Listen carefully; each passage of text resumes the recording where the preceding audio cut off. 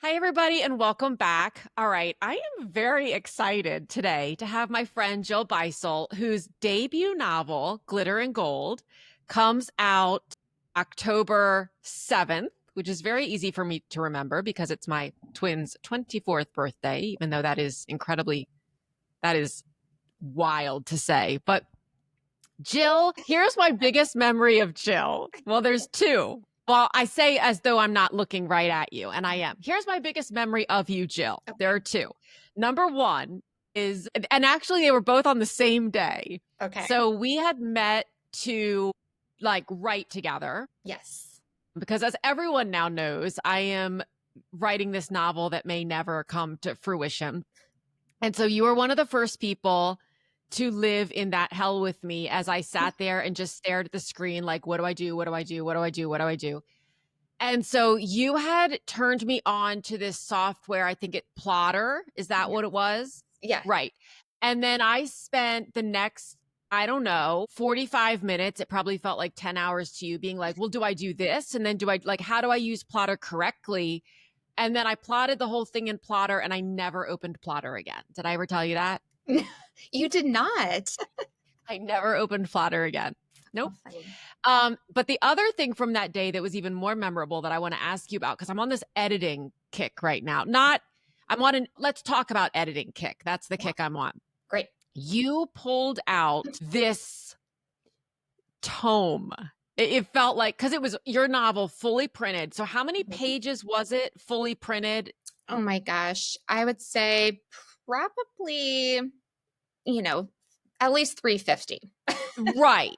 Right, exactly. And these are 8.5 by 11. So, and was it double spaced just so everyone can have For my sanity. Okay, Yes. so double spaced or 1.5, whatever, right.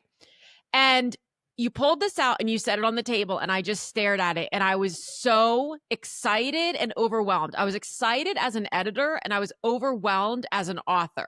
Yes. Because you had it all.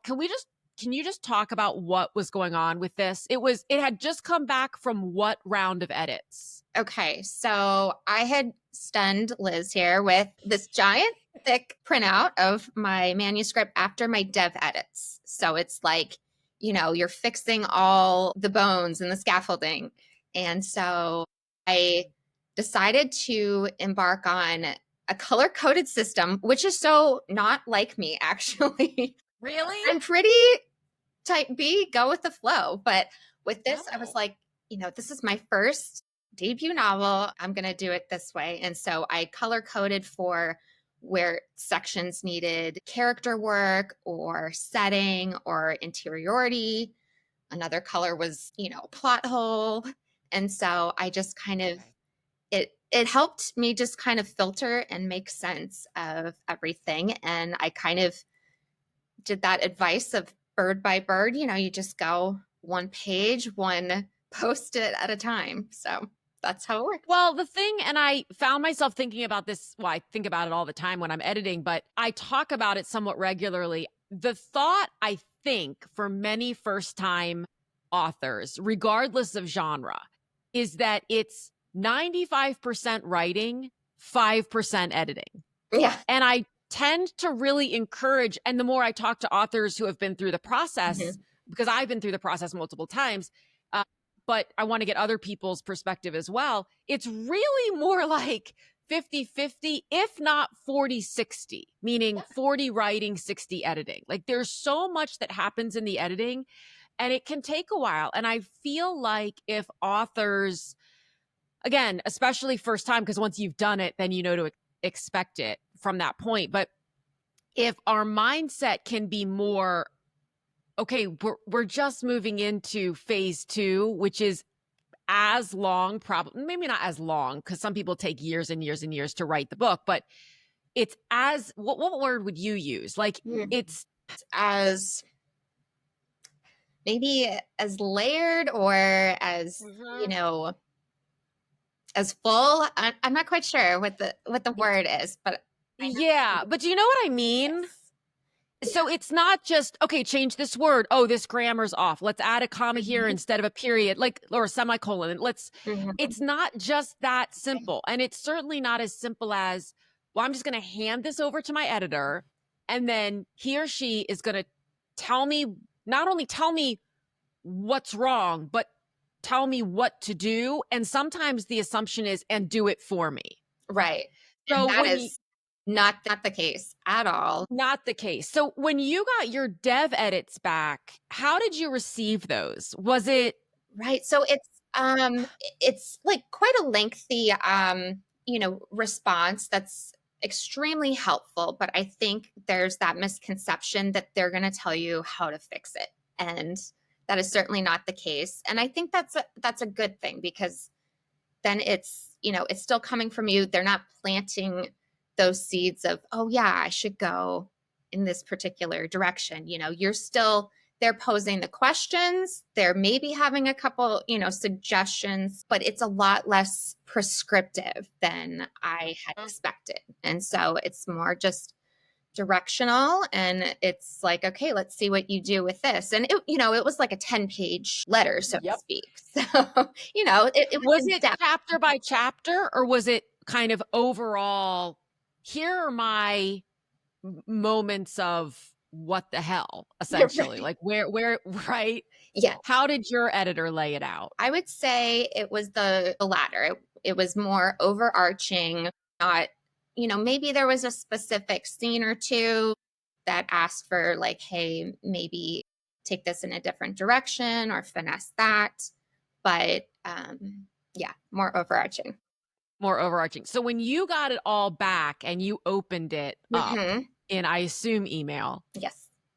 what was your initial reaction? I think it's, I'm I'm only human, so of course it's like, oh my God, like this feels so daunting. But I highly encourage writers to just sit with it. Sit with it a couple days, a week, whatever you need to kind of get over that initial shock, that initial, writers, we have tender hearts. So it's, you want to just kind of let it sink in and know that it's not personal. And I think some of my background, I'm good at taking feedback. I've developed a thick skin in the different creative professions I've had over the years, but I would absolutely recommend just sit with it. And then you go back and you kind of take a deep breath and you're like, okay, we're going to tackle this one by one. Yeah. Well, and I think that's such a great piece of advice. And it's one that I've had for years when I'm working with people is read through the editorial summary, have a look at the manuscript, if that's also marked up at all, and then shut it down for 24, 48, 72, 96, whatever hours. I have one author I'm working with right now, and I sent the edits back to her, and then she said, I'm leaving for 2 weeks on vacation. And I said, awesome. That is perfect. Like, read my questions and my thoughts, and then over the vacation, without any pressure, just let that kind of sink in. Did you feel at all defensive? Were there moments when you read the feedback and you felt defensive? How did you open yourself up to, we're in partnership is kind of what I think is so important about editing, is that your goal and your editor's goal is ideally the same, which is just to make the book better. Were there any areas where you felt like you had to push back? You know what? I don't think in the initial developmental feedback I felt defensive in any way. I felt like, okay, they know what they're doing, they know the market, and any little, feelings that might have come up were more like, okay, this is just me kind of taking in that feedback. I would say there were, in the line edit round, there might have been, and they were very collaborative in terms of, hey, if something, in the inline comments doesn't feel right, then, you respond back and you have just kind of a conversation about it. And you kind of defend what you're feeling about it. But I would say there were very few of those places. Okay. Yeah. So can we talk about the writing process? Absolutely. Because this is a big book. Yes. And it's your first one. Mm-hmm. So what is your unique process for writing. I remember the last time, where were we? Daydreamer, I think, in downtown. And I was like, do you write every day? How many minutes? It's really switching from nonfiction to fiction. I might as well just be starting all over. I feel like this is a completely different experience. So what was your process, or what is it? Like, how did it evolve? Did it evolve over?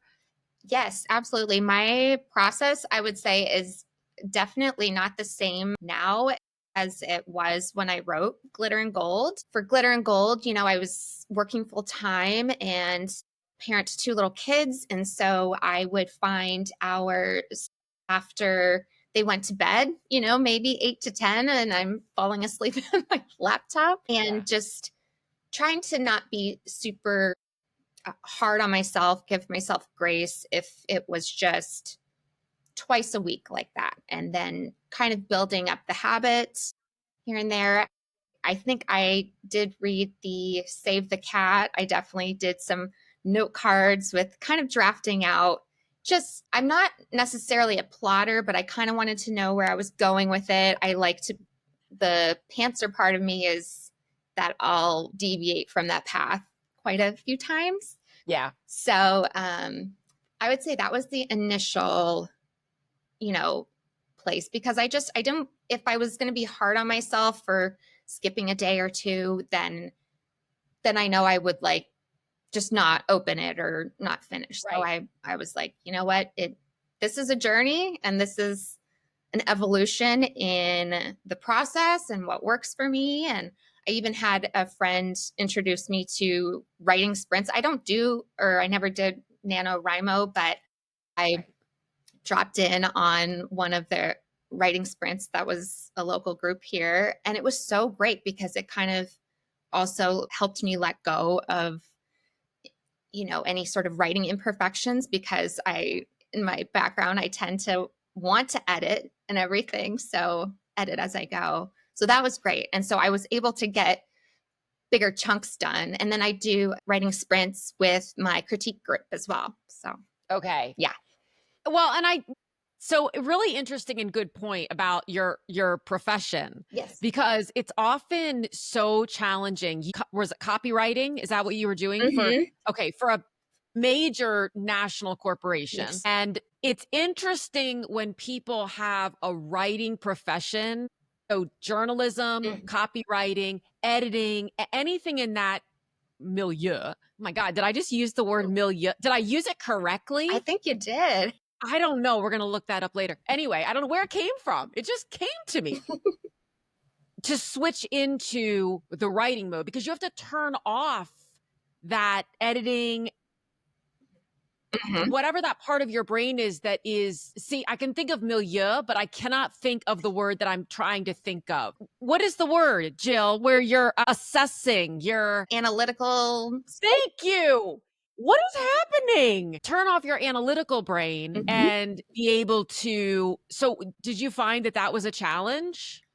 I would say, yeah, it's definitely a challenge because in my profession, there would be, like 10 different stakeholders who would all have an opinion about something that I wrote. And so I found myself needing to kind of get in touch with my inner stakeholder or approver and be like, no, it's not, it doesn't matter what anyone else thinks at this stage. It's like, just move forward with it and you can fix it later. So yeah, it's so I'm curious, and this is just full honesty, and maybe it's because I'm, my kids are older and I'm looking for any excuse to go to bed and turn on Netflix because I didn't have it for so long, I feel like. But when that 8 to 10 p.m. time hits and you say, okay, this is my time because the kids are now in bed, what was it about getting the book done before you had a deal that compelled you on some nights to say, tonight I'm going to write, as opposed to I'm going to bed, I'm turning on couples therapy, I'm, whatever that's clearly right now my obsession. But what was that pull for you? That pull for me, I think it, as maybe cheesy as it sounds, I'd always wanted to be a writer since I was a little kid. And, it was kind of like, okay, let's get back in touch with that. And also, there was a sense of, because I started during COVID. So there was that sense of escapism and feeling normal. But I really just, I don't know, this story just stuck in my head. And I was like, well, it's Okay. just going to bother me if I don't Okay. write it. I would hold on to that feeling of how I felt each time when I sat at the computer. And then even if I got maybe 50 words down, or maybe if I got a, session with 500, it just felt so good to get that much farther. So it was chasing that feeling too. Okay. Yeah. Yeah. So was there any portion of the book that was just, for lack of a better word, hard? Yes, Okay. absolutely. So I did at one point hire a developmental editor even before I got that like developmental feedback from my publisher and editor. So she's she had suggested it was originally just one timeline, and she suggested a dual timeline. Oh my God. So I was okay. And she Sure, I'd love out to do this for my first. yes. Yeah. So she laid out really great reasons that helped, just contextualize the relationships of the characters. And so I felt like it was a good direction. I was like, all right, just pull my hair back and be like, okay, let's do it. So yeah. And so that was, were you taking the original material and converting it into dual timelines, or? Yes. So there was just a single timeline. And so she suggested going back and adding how this kind of relationship with these characters kind of came to be in order Okay. to kind of enhance that part with the big adventure. So, because I don't have it yet, obviously, because it's not out yet, and you ran out of arcs. But so does it go present, past, present, past, present, past, or how do? Okay, Yes, for the yes, most part, I would say at least for the first half. And, there might be a couple of ones that have a past or a present. Mhm. But for the most part, it rotates.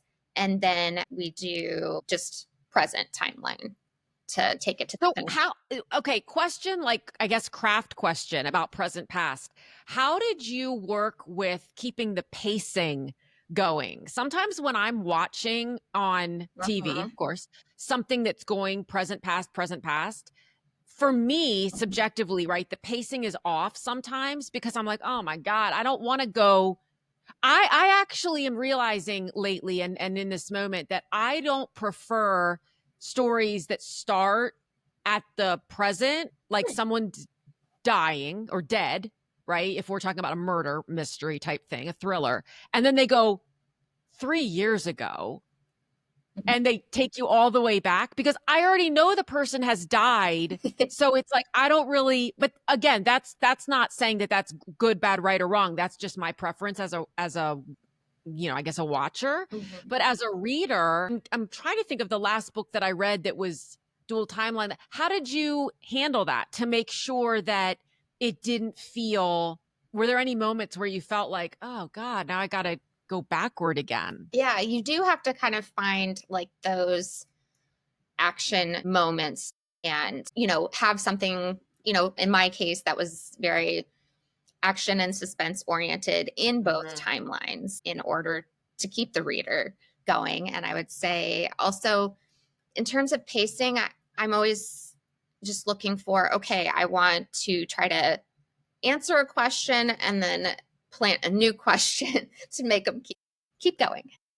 Yeah, it's kind of that like you have a problem, then you have a solution, and then you have another problem, and then you have another solution. And so it just keeps Yes. the pacing and the trajectory moving forward Mhm. without. Did you know how it ended from Yes. early on? I You did did. know how it ended. And I'd say for the most part, I tend to know like where I want to get. I just don't know always how I'm going to get there. But yes. Okay. Do you get there through writing it, Yes. or do you think it? Sometimes I like to experiment like, okay, well, what if I write it this way? And then I kind of try to pose to myself another question and kind of do in my head and sometimes write the choose your own adventure. Somebody else said that, and I can't remember who, because I was thinking, oh my gosh, I think we talked about this, but now I'm thinking it wasn't you and I who talked about it. It was, I'll have to go back and look, but it was a few episodes ago, and she said that someone had made that suggestion Mhm. to her, like just write it both ways and Yeah. see. My initial response was that feels like a lot of extra work, which it's so funny to put myself in both roles because as an editor, I'm like, okay, yeah, that's a little extra. And as an author, I'm like, I don't want to. Yeah. It is hard to kind of get over that mental block. Yeah. Oh, this is so much extra work. But I think, my first book that I wrote and I queried probably 100 times and it, you know, got some great feedback, but never went anywhere. Although Okay. I never regret doing that work. It was, I call it like my own DIY MFA. So Yeah. I think that it all helps inform how you create, how you brainstorm. I think none of it is wasted. So, yeah. Right. So where is that book now? Did you just how did you determine or decide, okay, I'm going to just do something different. I'm going to put this Mhm. aside. Yeah, it was hard. It's tucked in a drawer and in a file on my computer. And I don't know if it'll ever see the light of day. I would definitely, there's so much I would do different with that particular story.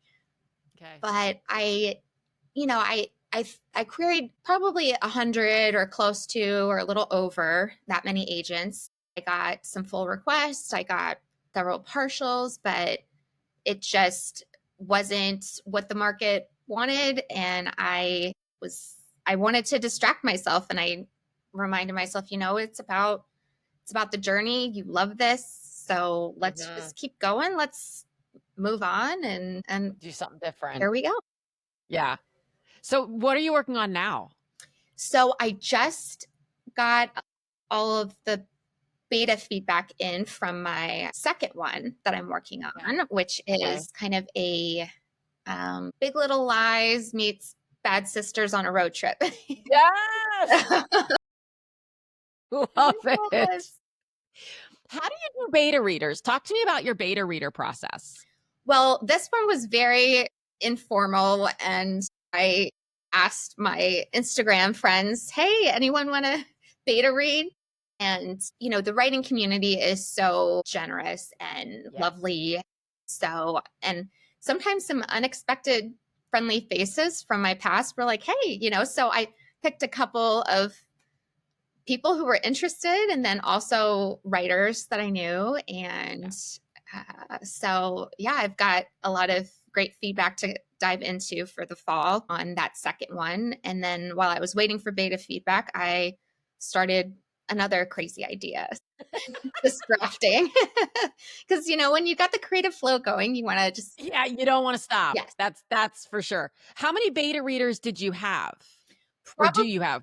probably too many, Okay. you know, Okay, but so give me a number. uh, I would say there was like Is it- maybe seven, Oh, okay. you know, Why do you and feel like it's too many? I think because after I did it, I read somewhere probably four or something. 3 to 5. Yeah. Yes. So For some reason, I was expecting you to say like 20. oh, That's God, why I said, oh, when you said 7. no. But I can see if you get 7 different. And do you prompt them with questions I or do you do. just okay. Yes. I kind of give them like general overarching, and I never want it to feel daunting for a beta reader to like answer a bunch of things or do inline comments. A lot of them just automatically do, which I was so grateful and felt so lucky that they did that. But yeah, so I gave them like a bulleted list of questions to kind of help with like, does anything, is the pacing good? Does any character feel like not believable, etc. Did you color code the responses? I might, I still have to, it's like I have all the feedback and now I need to figure out a way to synthesize it all and have Right. figure out what the common threads are, which I'm seeing some, which is kind of what you want. Like, okay, Yeah. if half of them said this, then I need to take a closer look at this particular area. Exactly. Mhm. Exactly. What are you excited about when it comes to the launching and the marketing of Glitter and Oh my Gold? gosh. Well, marketing, it's so funny. I've worked in marketing, but I'm Right. like, ugh, marketing. I just want to write. So, Yeah. I love doing stuff like this, like talking to people about books who want to talk about books. It makes me Mhm. excited. I, let's see, what am I looking forward to? Just, kind of Are having you that, doing like, any kind of a tour or am I like doing a a tour? Well, any ki reaching out like locally and Yeah. the book takes place in Arizona, so I'd like to hit the, Arizona indie bookstores and everything. Yeah, when's Changing Hand? You said the 17th Yes, at Changing Hands. Is that in the Tempe or the Phoenix? the Phoenix location. Okay. It's October Okay. 17th.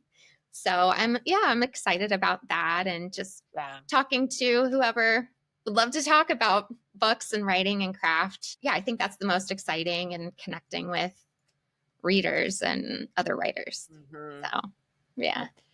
So last question I always ask, what are you reading right now? Are you reading anything right now? Or are you writing everything? Right. Trying to read. I know. I wish there were more hours in the day for Right.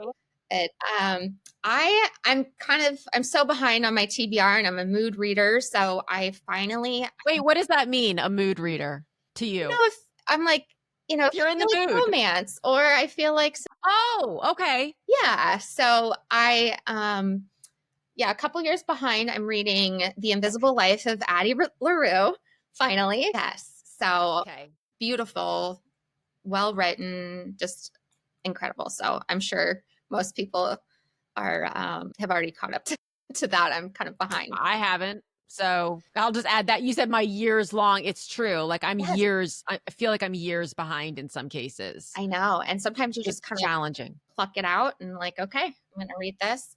And then I also kind of something I try to like push myself out of my comfort zone a bit. And I started the on audio Women Who Run with Wolves, I think it's called, Mhm. by Dr. Clarissa Pinkola Estes. Yes.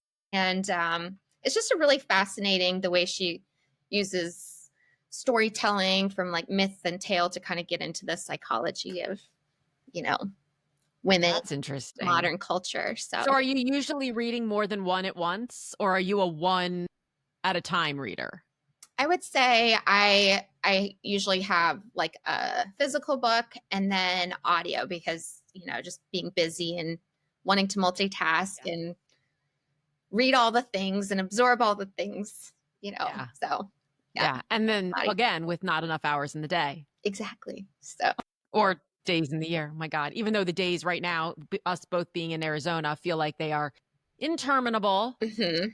This weather is not okay. Um, well, thank you so much for joining. And I will put all of your info in the episode notes, as I always do. I cannot wait for October 7th and the 17th because thankfully I'm local. So I will be there at Changing Hands. And thank you. Thank you for having me.